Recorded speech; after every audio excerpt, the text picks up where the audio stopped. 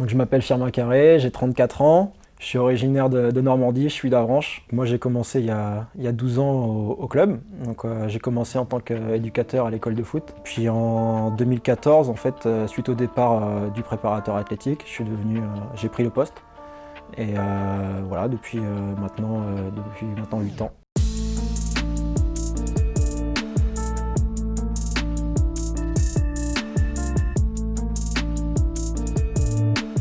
L'entraînement et le développement des qualités physiques chez le jeune joueur et le sportif de haut niveau, ça a toujours été une passion chez moi.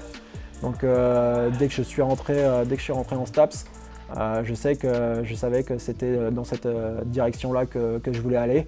Après, j'ai été aussi éducateur de foot, mais c'est vrai que c'était, je dirais pas une porte d'entrée pour arriver au métier de préparateur athlétique, mais en tout cas c'était une condition importante pour pouvoir y accéder. Ouais.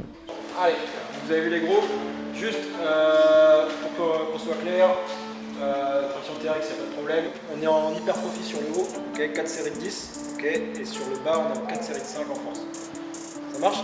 Tempo 2-0 à 0, et puis 2 minutes de récup comme on a l'habitude. Ok? En place?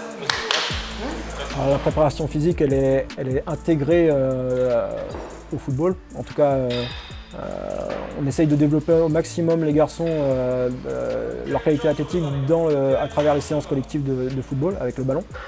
Même si on est obligé de faire du travail dissocié pour avoir le goût de l'effort et pour être plus précis sur certains domaines également. Et il y a également pas mal de temps passé en salle.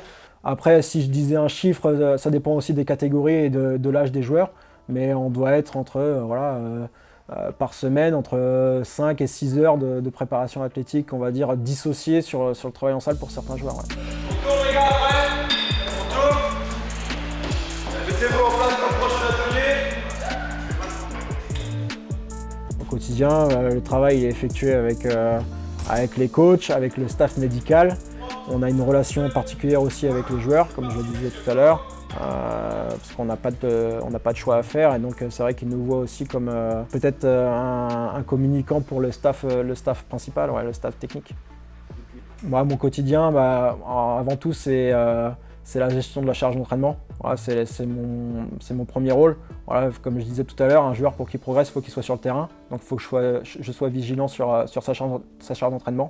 Voilà, il faut que la charge elle soit optimale pour qu'il continue de progresser. La première chose que je fais en arrivant, c'est de regarder les questionnaires des garçons sur leur état de forme, voilà, qu'ils doivent remplir tous les matins. Derrière, donc il y a des discussions avec les coachs, la mise en place de la séance. Donc si je dois participer sur un échauffement, sur un exercice type sur la séance collective. Et puis derrière, il y a toutes les séances individuelles des garçons, que ce soit sur un développement sur le terrain ou un développement en salle. Alors le niveau d'exigence, il est fort parce que les joueurs doivent répondre aux exigences de la Ligue 1 et pouvoir rentrer en match si le coach Genesio fait appel à eux. Voilà, donc l'exigence elle est forte. Les joueurs en plus sont de plus en plus jeunes à intégrer le groupe professionnel, donc ils doivent être prêts plus rapidement. Et ça, c'est pas facile parce que chaque joueur a ses temps de passage et c'est compliqué d'être prêt très très vite à 16-17 ans. Et leur formation, elle continue même s'ils évoluent aussi dans le groupe professionnel. Leur formation et leur développement continue jusqu'à 22, 23, 24 ans pour certains. Ouais.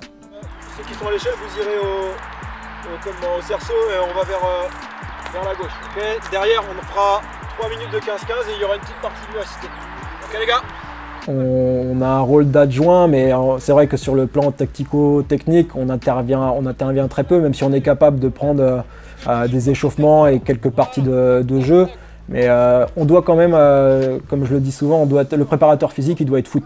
Il doit être foot parce qu'il doit connaître l'activité que font les joueurs au quotidien. Et le meilleur exemple, c'est Dimitri Farbos, l'adjoint du coach Genesio, qui est avant tout et qui a commencé comme préparateur athlétique et maintenant qui est devenu adjoint tactico-technique.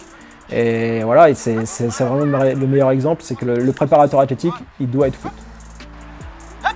Allez, on réduit bien les appuis, on réduit.